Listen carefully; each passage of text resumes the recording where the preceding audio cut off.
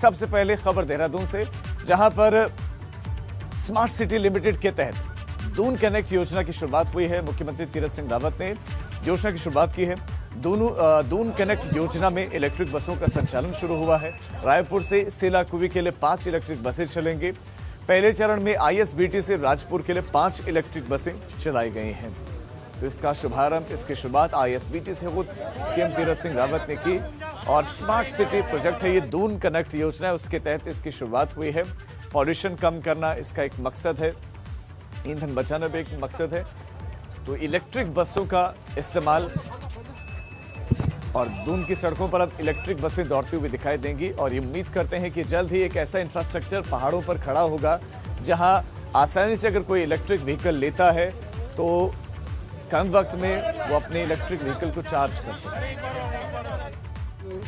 Labour तबका है, कर्मचारी है, क्योंकि सेलाकुवी सहसपुर एक जिस तरह फैक्ट्री एरिया है और रायपुर से होकर के और कम दाम में और कम समय में ये बहुत बड़ी अपने आप में ऐतिहासिक है और ऐसी सौगात आज मिली है। और देहरादून वासियों को और सभी जनमानस को इसका लाभ मिलेगा। ये इलेक्ट्रॉनिक बस जो है, एक बार बैटरी चार्ज होने के बाद 180 किलोमीटर तक दौड़ना जाना। इसका रुड़की में चेन स्नैचिंग की घटनाएं नहीं रुक रहे हैं। बाइक सवार 2 बदमाशों ने महिला के गले से सरेआम चेन छीन ली और वारदात सीसीटीवी में कैद हो गई, जिसमें यह साफ देखा जा सकता है कि बदमाश कैसे महिला के गले से चेन लूटकर फरार हो जाते हैं। ये आप तस्वीरें देखिए। अब लोगों का गहनों को पहनकर घर से बाहर निकलना मुश्किल हो गया है। यह हालात क्यों उत्पन्न हुए हैं? उत्तराखंड की पुलिस वो पुलिस है जो क्राइम के मामले में, क्राइम कंट्रोल के मामले में, लॉ एंड ऑर्डर के मामले में पूरे देश में नंबर 1 पर है। वहां पर यह हालात है कि एक आम आदमी अगर घर से बाहर निकल रहा है, उसने जेवर पहने हुए हैं, तो उसके वो जेवर सुरक्षित हैं या नहीं वो भी नहीं जानता है। उसे मालूम है कि कभी भी ये स्नैचर्स आ सकते हैं और चेन लूट कर फरार हो सकते हैं। जैसे इस महिला को देखिए, स्कूटी पर अपने पति के साथ वो जा रही थी। बाइक सवार आते हैं, बिल्कुल स्कूटी के बगल पर ये मोटरसाइकिल लगाते हैं और चेन तोड़ते हैं गले से, क्योंकि एक बीच में एक और शख्स भी बैठा हुआ है और चेन तोड़कर देखिए ये फरार हो रहा है। जवाबदेही किसकी है? ये हालात क्यों है? क्यों सुरक्षित नहीं है आम आदमी? आज ये चेन लूट रहे हैं, कल को गोली भी मार सकते हैं। तो सड़क पर चलते हुए क्यों सुरक्षित महसूस नहीं कर रहा आम आदमी?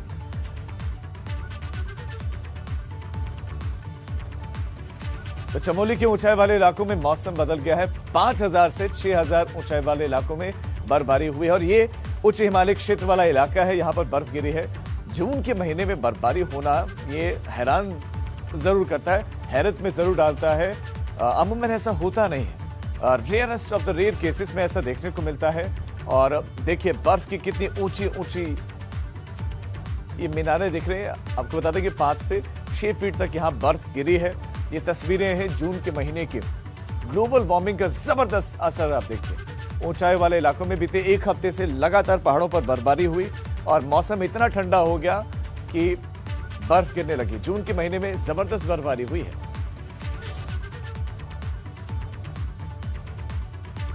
आयुर्वेद डॉक्टरों को एलोपैथी दवा लिखने के मामले में आईएमए का गुस्सा देखने को मिल रहा है। योग दिवस के मौके पर आयुष मंत्री हरक सिंह रावत ने आयुर्वेदिक चिकित्सकों के लिए भी इमरजेंसी में एलोपैथिक दवा लिखने की घोषणा की थी और इस मसले को लेकर आईएमए ने कोर्ट का हवाला देकर आपत्ति जताई है और इस साफ कहा है कि सरकार की ये घोषणा गलत है और इसका पूरी तरह से विरोध किया जाएगा।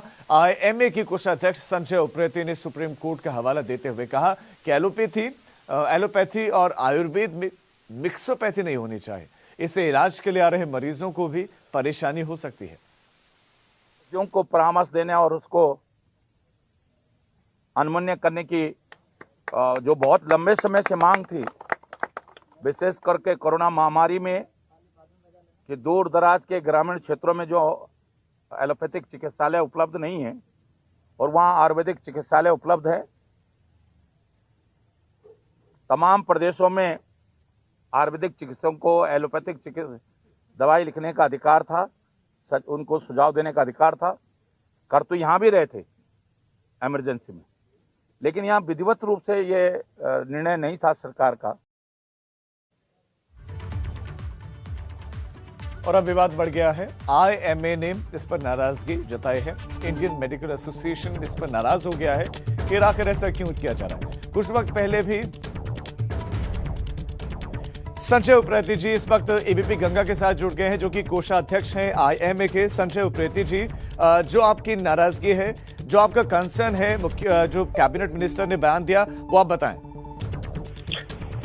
हमारे हिसाब से कभी भी मिक्स दो अलग अलग पैथीज हैं जो उनकी ट्रेनिंग बिल्कुल अलग अलग होती है, तो उनको कंबाइन नहीं करना चाहिए। जो हमें आयुर्वेदिक की ट्रेनिंग नहीं है, उन लोगों को एलोपैथिक की ट्रेनिंग नहीं है, तो अगर कुछ साइड इफेक्ट्स होते हैं या कुछ उनको दवा के बारे में प्रॉपर पता नहीं है, तो ये तो जनता के स्वास्थ्य के साथ खिलवाड़ है। तो संजय जी, आपने क्या बात की है? क्या सरकारों तक अपनी बात पहुंचाने का आपने प्रयास किया है?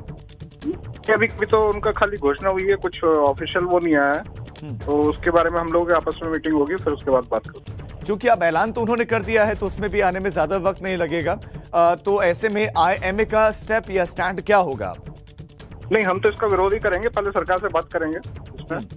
लेकिन हमने कुछ वक्त पहले देखा संजय जी, ये जो एलोपैथी और आयुर्वेद की लड़ाई है, इसमें ये कहा गया कि आयुर्वेद को हीन भावना से देखा जा रहा है।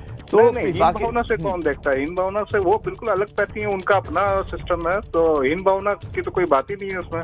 हम लोग आयुर्वेदिक के खिलाफ नहीं है। आयुर्वेदिक अपने प्रॉपर तरीके से आयुर्वेदिक करें, वो उनके लिए वो कर रहे हैं। वो तो लोग जाएंगे ना, अगर आयुर्वेदिक इलाज कराना उनको आयुर्वेदिक के पास जाएंगे, आप एलोपैथिक कराना एलोपैथिक के पास जाएंगे, उसमें कोई प्रॉब्लम नहीं है। एलोपैथिक बहुत अच्छी वो विधि है, लेकिन आप दोनों को मिक्स नहीं करिए बस उसको। हम मिक्सोपैथी के खिलाफ हैं, आयुर्वेदिक के खिलाफ नहीं है। लेकिन संजय जी, कैबिनेट मिनिस्टर ने ये बात भी कही, क्योंकि पहाड़ में अभी भी एक ज्यादातर हिस्सा ऐसा है जहां पर अस्पताल ही नहीं है, कहीं पर आयुर्वेदिक अस्पताल खुल गए हैं, तो इमरजेंसी में इस्तेमाल कर सकते हैं। तो ये गवर्नमेंट की दिक्कत है ना कि अस्पताल नहीं है वहाँ पे। अस्पताल होने चाहिए, इसमें डॉक्टर क्या कर सकता है या आयुर्वेदिक चिकित्सक क्या कर सकता है? ये तो गवर्नमेंट को देखना चाहिए कि हॉस्पिटल है या नहीं है वहाँ पे। लेकिन मतलब आपकी चीज कोई चीज शॉर्टेज है तो आप उसको प्रॉपर करने की तरीके की जगह उल्टा थोड़ी करेंगे तो। अब ऐसे तो झोला छाप डॉक्टर भी क्या बोलते हैं, दवाइयाँ देते हैं एलोपैथिक की, तो उसका मतलब आप उसे लीगलाइज थोड़ी कर देंगे। क्या आप ये भी कह रहे हैं कि आयुर्वेद से जिन्होंने BA MS किया है वो ये जो मेडिसिन है वो नहीं दे सकते हैं, वो एलोपैथिक दवाइयों का इस्तेमाल नहीं कर सकते हैं, आप कह रहे हैं? अपनी आयुर्वेदिक दवाएं दें, हमें कोई दिक्कत नहीं है उसमें। आयुर्वेदिक दवाइयों को हम कहाँ विरोध कर रहे हैं? आयुर्वेद का, आयुर्वेदिक का बहुत अच्छी दवा वो विधि है, प्राचीन काल से चली आ रही है, लोग विश्वास भी करते हैं उस पर। लेकिन जब आयुर्वेदिक को एलोपैथी की देनी है तो फिर तो आयुर्वेदिक हॉस्पिटल बनने ही क्यों चाहिए? फिर एलोपैथी की बना दें उन्हें सबको, और सबको अलाउड कर दो सबको। जी, संजय उप्रेती जी, बहुत शुक्रिया आपका एबीपी गंगा के साथ जुड़ने के लिए। तो संजय उप्रेती से सवाल पूछा गया, उनसे सारे सवाल हमने लिए हैं कि आखिर विरोध क्यों। तो उनका कहना है कि दोनों अलग अलग पद्धतियां हैं, आयुर्वेदिक जो पद्धति है वो अलग है और एलोपैथिक पद्धति अलग है। ऐसे में वो एलोपैथिक दवाइयों का अगर इस्तेमाल करेंगे, प्रिस्क्राइब करेंगे लोगों को, साइड इफेक्ट होंगे तो उसके लिए जिम्मेदार कौन होगा? और उनका अगला जो स्टैंड होगा वो भी उन्होंने क्लियर कर दिया है कि इंतजार किया जा रहा है। अभी तो सिर्फ अनाउंसमेंट हुई है, इसका विरोध किया जाएगा, बात करनी होगी बात किया जाएगा, लेकिन विरोध करेंगे। रवि हमारे साथ इस खबर पर हमारे संवाददाता ज्यादा जानकारी के साथ जुड़ गए हैं। रवि, क्या एलोपैथिक डॉक्टर्स का आयुर्वेदिक पद्धति को हीन भावना के तौर पर इसको देखा जा रहा है? यह वाकई जायज है IMA जो ये बातें कर रहा है, जो ये अपनी नाराजगी जता रहा है?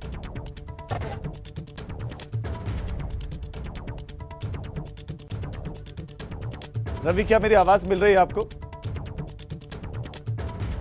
लगता है हमारे सहयोगी से हमारा संपर्क टूट गया है। तो IMA के जो पदाधिकारी हैं वो एबीपी गंगा के साथ जुड़े संजय उप्रेती, और उन्होंने बिल्कुल स्पष्ट कह दिया है कि इसका वो विरोध करेंगे। विरोध क्यों करेंगे उसके कारण भी उन्होंने रखे। विरोध इसलिए करेंगे क्योंकि दोनों अलग अलग पद्धतियां हैं। हम अगर एलोपैथिक पद्धति का इस्तेमाल कर रहे हैं, हम एलोपैथिक पद्धति जानते हैं, तो हम सिर्फ उससे जुड़ी हुई दवाइयां ही प्रिस्क्राइब करते हैं, हम आयुर्वेदिक दवाइयां प्रिस्क्राइब नहीं करते हैं। लेकिन जो आयुर्वेदिक पद्धति को जानते हैं डॉक्टर्स हैं, वो एलोपैथिक दवाइयों का इस्तेमाल क्यों कर रहे हैं? और क्योंकि उनकी ट्रेनिंग उस तरह की नहीं होती है, उनको मेडिसिन उस तरह की जानकारी नहीं होती है, और ऐसे में उसके जो साइड इफेक्ट होंगे उसके लिए जिम्मेदार कौन होगा?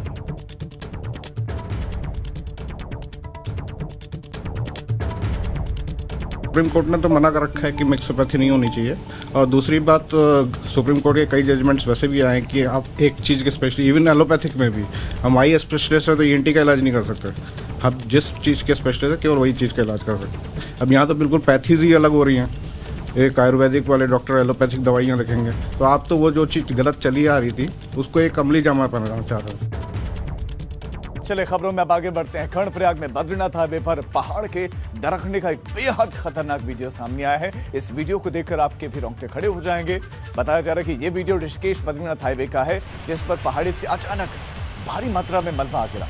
देखते देखते पूरा पहाड़ी हाईवे पर आ गिरता है। गनीमत रही कि उस समय वहां से कोई गुजर नहीं रहा था, नहीं तो बड़ा हादसा हो सकता है। और जो लोग वहां पर पहुंचे भी थे वो चौकन्ना हो गए और जो जहां था वहां पर रुक गया। इस वजह से जनहानि नहीं हुई है। आप इन तस्वीरों को देखिए, ये देखिए सड़क पर मलबा ही मलबा है। सड़क गायब, नामो निशान गायब। सड़क पर मौजूद है तो मलबा, मलबे का ढेर, धूल का गुबार और बड़े बड़े बोल्डर पत्थर। ये चुनौतियों से कम नहीं है प्रशासन के लिए मार्ग को खोलना भी। लोगों के लिए, सैलानियों के लिए मौसम सुहाना जरूर है, लेकिन प्रशासन की चुनौतियां बढ़ गई हैं। आम लोगों की जिंदगी थम सी गई है क्योंकि अब मार्ग अवरुद्ध हो रहे हैं। और ये जो तस्वीरें हैं ये विचलित कर देने वाली हैं, क्योंकि कब आपके ऊपर से पहाड़ गिर जाएगा कुछ मालूम नहीं, और कहीं पर भी गिर सकता है। ऐसे भूस्खलन हो रहा है पहाड़ों में। ये स्थितियां इस वक्त उत्पन्न हो गई हैं उत्तराखंड की पहाड़ियों पर। ऐसे में अगर आप उत्तराखंड जा रहे हैं या उत्तराखंड में हैं तो सचेत रहें, अलर्ट रहें। कोशिश करें कि सड़क के किनारे आप चलें, पहाड़ी की तरफ से ना चलें, क्योंकि ऊपर से बोल्डर पत्थर गिरते हैं। और यही इस मौसम में कहा भी जाता है, लोगों को अलर्ट किया जाता है कि आप सड़क के किनारे चलें।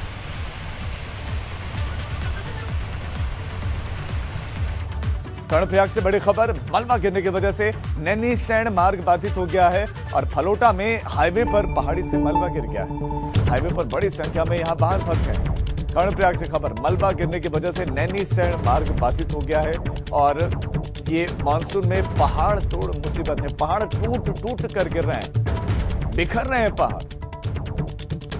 मलबा गिरने की वजह से नैनीसैण मार्ग बाधित हो गया है और इसके पीछे की वजह है कि ज्यादातर जो भूस्खलन की घटनाएं वो कहां पर हो रहे हैं, सड़कों के किनारे। और सारा मलबा सड़कों पर गिर रहा है क्योंकि सड़कों को इस तरह से काटा गया है कि भूस्खलन जोन सक्रिय हो गए। रामनगर में मानसून की शुरुआत होते ही बारिश जो है, जो शुरुआती बारिश है वही मुसीबत बनने लगी है। और चुकुम गांव लोगों की परेशानियां किस कदर बढ़ गई हैं वो इन तस्वीरों को आप देखिए और अंदाजा लगा लीजिए कि यहाँ बाजार आने जाने के लिए, सामान लाने ले जाने के लिए लोगों को कैसे आना जाना पड़ रहा है। लोगों को उफनती नदी में कूदना पड़ रहा है। धाराओं के साथ बहते बहते ये लोग किनारे पर पहुंच जाते हैं। तैरना आता है तो आप पार कर जाएंगे, तैरना नहीं आता है तो फिर आपकी जिंदगी नहीं बचेगी। बारिश के बाद से कोसी नदी इस वक्त तूफान पर है। किस तरह से लोग अपनी जान जोखिम में डालकर इस नदी को पार करने को मजबूर हैं, ये आप देख लीजिए। और सरकार भी ये देख ले, सिस्टम भी ये देख ले कि आपने उनके लिए किया क्या है। लोग आज भी उफनती नदी में सामान के साथ कूद रहे हैं। ऐसे में कोई मौत हो जाती है, कोई बह जाता है तो उसका जिम्मेदार कौन है?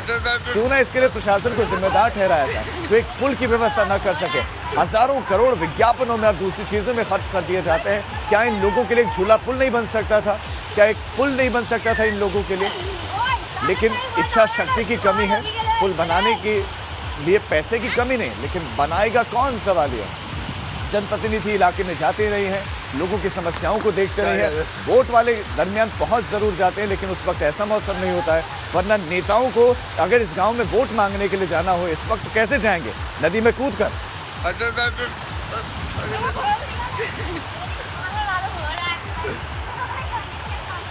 बच्चे, बुजुर्ग, कोई बीमार हो जाए, गर्भवती महिलाएं कैसे पार करेंगे इस नदी को? अंदाजा लगाइए कि क्या हालात है वहां पर।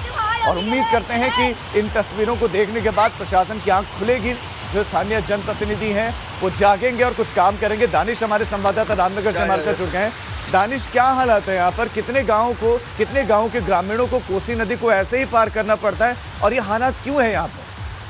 देखिए, मैं आपको बता दूं, इस गांव की पिछले कई सालों से लगातार मांग रही है कि गांव में आने जाने के लिए एक अदद झूले का पुल बना दिया जाए, ताकि ग्रामीणों को बरसात के दिनों में यहाँ से नदी पार करनी ना पड़े। क्योंकि मैं बता दूं, हर साल ये होता है कि लोग एक टापू पे फंस जाते हैं, ये जो गांव है, इस पूरे गांव के अंदर लगभग 300 से 350 लोग रहते हैं। ये हर साल ये लोग यहाँ फंस जाते हैं। लगातार जनप्रतिनिधियों से बात की जाती है कि यहाँ पर झूले का पुल बना दिया जाए, ऐसी कोई व्यवस्था कर दी जाए कि बरसात के दिनों में ये लोग अपने गांव से बाहर आ जा सकें। लेकिन अभी तक तो उत्तराखंड बने 20 साल हो गए, यहाँ पर अभी भी ऐसी कोई सुविधा नहीं मिल पाई है।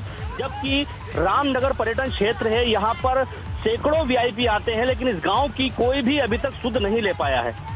जी दानिश, शुक्रिया आपका इस तमाम जानकारी के लिए। पर्यटक जिस जगह पर पहुंचते हो, पर्यटक देखकर कहीं ना कहीं शर्मिंदगी महसूस करेंगे कि यहाँ की सरकार ने कार्य क्या किया है। 300 से ज्यादा परिवार परेशानी में है, लेकिन पुल नहीं।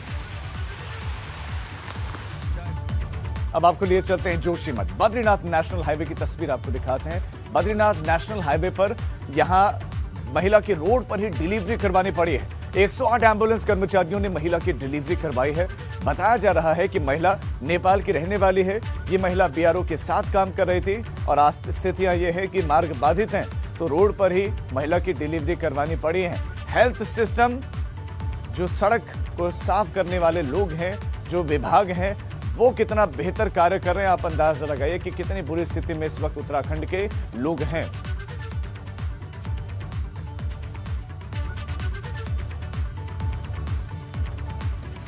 पिथौरागढ़ अब आपको ले चलते हैं। टनकपुर नेशनल हाईवे पर सड़क पर मलबा आया हुआ है और बीते कई घंटों से ये सड़क बंद है। गाड़ियों की आवाजाही ठप है, गाड़ियां जहां खड़ी हैं वहीं पर हैं। जरूरी सेवाओं का संचालन नहीं हो पा रहा है, जनजीवन प्रभावित है। बीते 25 घंटे से ज्यादा का वक्त हो गया है, उसके बाद भी सड़क खुल नहीं पाई क्योंकि मशीन नहीं पहुंची।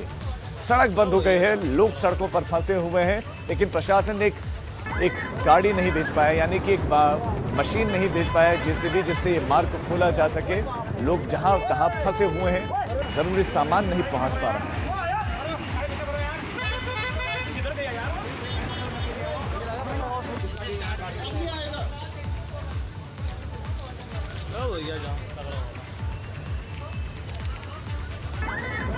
देहरादून से खबर। दूसरे दिन सन्निर्माण कर्मकार कल्याण बोर्ड में श्रमिक महिलाओं का हंगामा जारी है और लंबे समय से महिलाएं वेतन देने की मांग कर रही हैं, लेकिन बोर्ड की ओर से अभी तक ये जारी नहीं किया गया। हजारों महिलाओं का वेतन रुका हुआ है। अध्यक्ष शमशेर सिंह सत्याल के खिलाफ महिलाओं ने नारे लगाए और आपको बता दें कि जो खींचतान है, जो लड़ाई है, वो तो सबके समक्ष आ गई है। हरक सिंह रावत और शमशेर सिंह सत्याल की लड़ाई, कैबिनेट मिनिस्टर्स, विधायकों का समर्थन हरक सिंह रावत को, और महिलाएं भी विरोध करें कि हमारी तनख्वाह दे दीजिए। रुद्रप्रयाग में भगवान कार्तिक स्वामी की तपस्थली क्रॉच पर्वत कई रहस्यों से भरा हुआ है। ऐसे ही एक रहस्य जहां पर हर कोई जाना चाहता है, लेकिन दर्शन बहुत दुर्लभ है। ये रिपोर्ट आप देखिए और समझिए।